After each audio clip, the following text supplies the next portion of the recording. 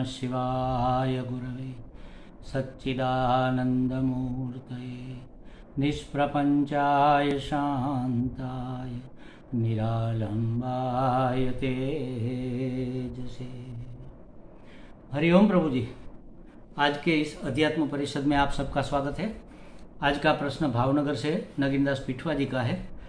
उन्होंने पूछा है कि जीवन का अंतिम सार मधुर हो जाए, अंतिम घड़ी सुंदर हो जाए, उसके लिए जीवन में क्या मेहनत करनी चाहिए, माने उसके लिए जीवन में क्या पुरुषार्थ होना चाहिए। देखो प्रभु जी, अंतिम क्षण, अंतिम सार, अंतिम घड़ी पहले सब किए हुए का परिणाम होगा।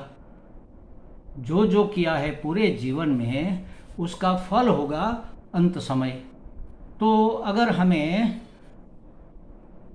सुंदर और मधुर फल चाहिए, सुंदर और मधुर परिणाम चाहिए, अंतिम घड़ी हमारी मधुर हो जाए, सुंदर हो जाए, तो उसके लिए पूरा जीवन हमें मधुरता से व्यतीत करना होगा, पूरा जीवन हमें सुंदरता पूर्वक व्यतीत करना होगा।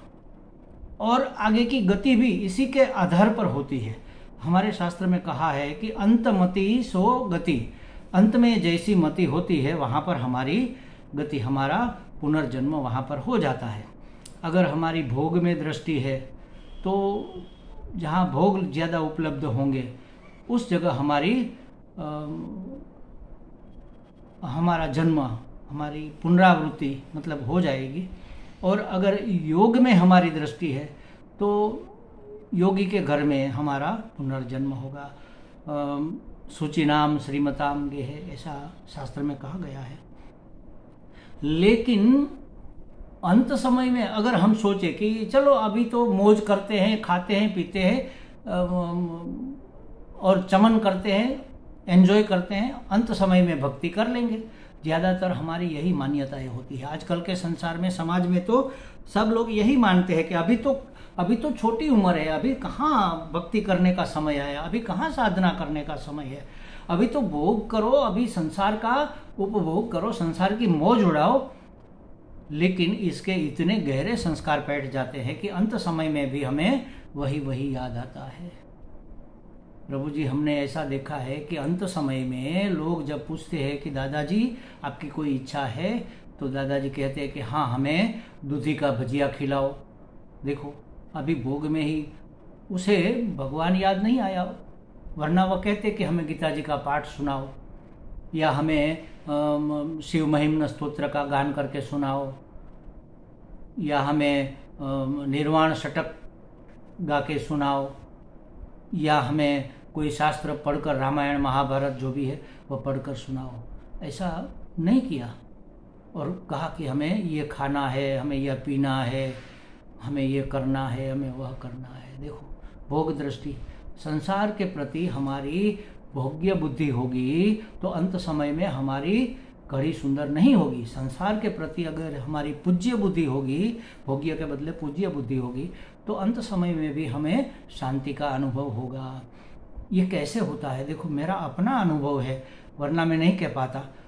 मैं बहुत 2 साल पहले, 1.5 साल पहले मैं इतना बीमार हो गया था, ये कोरोना की चपट में आ गया था, और 74 डेज हॉस्पिटल में रहा, और ज़्यादातर मैं वहाँ पर वेंटिलेटर ऊपर रहा।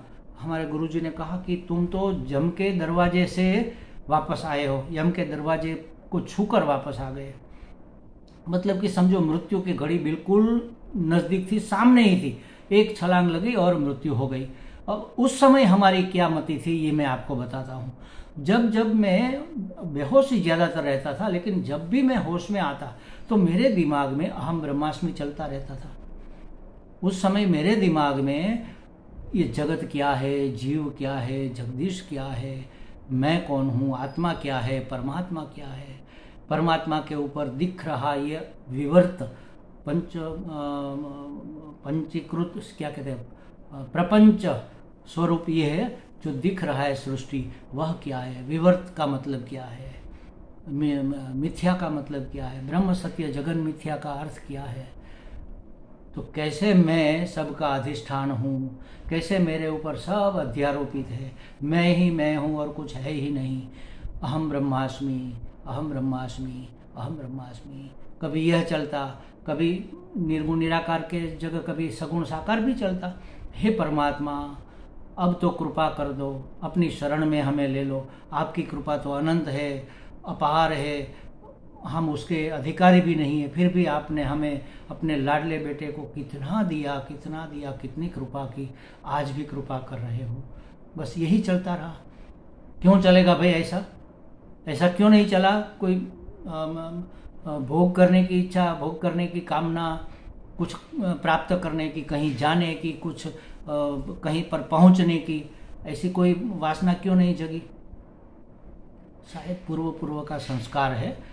मैं आपको बताऊं, बचपन में भी मैंने सब किया है, जैसे सब लोग करते हैं। भोग भी किया है, खेल भी किया है, तमाशा भी किया है, सब अनुभव किया है। लेकिन पता नहीं पूर्व के जन्म के कुछ ऐसे संस्कार थे कि 7वीं कक्षा तक आते आते मैंने रामायण, महाभारत और ये नवनाथ की वार्ता ये सब पढ़ लिया था। इतना ही मैं सिर्फ यही पढ़ता था ये नहीं, मेरी और भी वासनाएं, कामनाएं थी। मैं सदैवंत सावणिंगा और वीर मांगणा वालों, ये सब जो गुजराती के नाटक, ये जो है प्ले है, ये सब सेणी विजानंद, लैला मजनू, इस कहानियों को भी मैं पढ़ता था।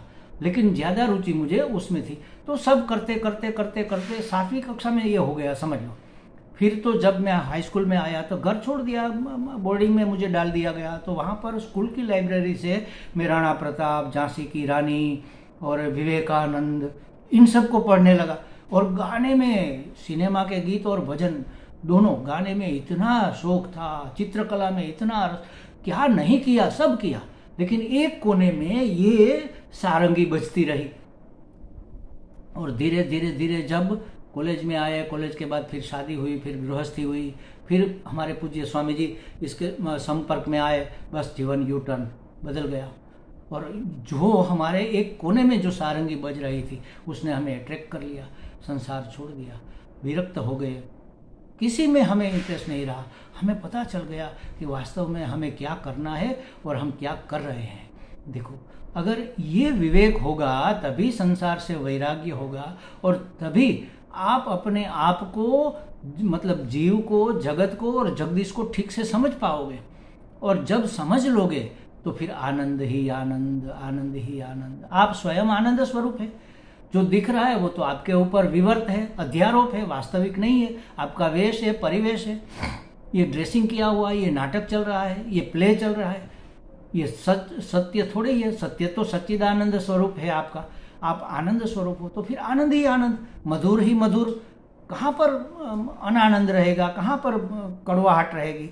हर जगह मधुरता, हर जगह सुंदरता ही रहेगी। तो अंतिम घड़ी क्या, आज से, अभी से, यहीं से आपकी मधुरता शुरू हो जानी चाहिए। एक एक क्षण हमारा मधुर हो जाए, हम परमात्मा की शरण हो जाए, परमात्मा की योजना में हम अपनी योजना मिला दे, ईश्वर की इच्छा में अपनी इच्छा मिला दे। हे हरि, जो तू करे वही सही है। हे प्रभु, तुम्हारी जो मर्जी है वही सत्य है। आप सबका कल्याण करने के लिए जो भी करते हो, सबका कल्याण करने के लिए करते हो, उसी में हमारा कल्याण है। बस यह दृष्टि आ गई तो फिर दुख में भी सुख ही सुख है। सुख में तो सुख है ही, संकट में भी सुख है। देख लो, ऐसी मधुरता छा जाएगी जीवन में, ऐसा मधुर रस बह निकलेगा। आपके संपर्क में जो आएंगे वह भी खुश हो जाएंगे, वह भी आनंदित हो जाएंगे। उसको भी आपकी मधुरता का स्पर्श होगा, आपकी आंखों में आनंद झलक रहा होगा, आपके स्पर्श में अपनापन झलक रहा होगा, आपकी वाणी में स्नेह निःसृत होता होगा। तो जो भी आपके संपर्क में आएगा वह भी खुश हो जाएगा। एक प्रार्थना मैंने सुनी थी, बहुत मुझे अच्छी लगी। वो प्रार्थना कर रहे हैं, हे भगवान, आज का दिन मेरा ऐसा हो कि आज जो भी मेरे संपर्क में आए थोड़ा और ज़्यादा प्रसन्न, थोड़ा और ज़्यादा सुखी होकर जाए। चाहे वह पशु पक्षी हो, प्राणी हो, कीट पतंग हो या मनुष्य हो, जो भी मेरे संपर्क में आए वह थोड़ा और सुखी होकर जाए, और मधुर होकर जाए, और आनंदित होकर जाए, और खुश होकर जाए, और सुखी होकर जाए। देख लो, ऐसी परमात्मा की कृपा तो है। लेकिन ऐसी हमें दृष्टि बनानी है। अगर ऐसी दृष्टि बनी रही तो हर दिन उजाला, हर दिन आनंद, हर दिन उत्सव, मधुरता ही मधुरता जीवन में छा जाएगी। हमें लगता है इसके लिए कोई इंतज़ार करने का ये कार्य नहीं है महाराज। आज से, अभी से, यहीं से अभी अभी शुरू हो जाओ, मधुरता बिखेरना शुरू कर दो। आप सौंदर्य के निधि है, आप खुशियों के भंडार है, आप आनंद के स्रोत हो। बहना शुरू कर दो, बह रहा है, आप बीच में रोड़े क्यों डाल रहे हो? जो मिथ्या है, जो अध्यारोपित है, जो काल्पनिक है, उसको सत्य मानकर अपने आनंद स्वरूप का मौका क्यों गंवा रहे हैं? हमें पता नहीं है ना, हमें ख्याल नहीं है, हमें समझ नहीं है। हमारी बेवकूफ़ी हमें अपने आनंद से वंचित करती है। तो इस बेवकूफ़ी को छोड़कर हम अगर अपने आप में रम जाए, परमात्मा की गोद में खेलने लगे, देखो कितना आनंद, कितनी मधुरता, कितना सौंदर्य, एक एक क्षण हमारा सुख से, आनंद से, हर्ष से भरपूर हो जाएगा। हमें लगता है नगीनदास जी को कुछ स्पष्टता हो गई होगी। हरि ओम।